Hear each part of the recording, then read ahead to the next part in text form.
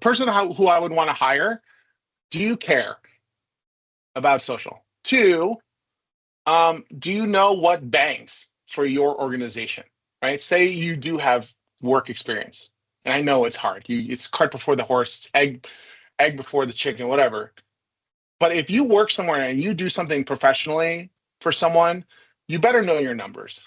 So like, hey, can you tell me your best performing content? Oh my God, I posted this horse that stopped by the restaurants every Tuesday, and we would give them a carrot because the horse would just put his head in the restaurant, which is like totally not safe, right?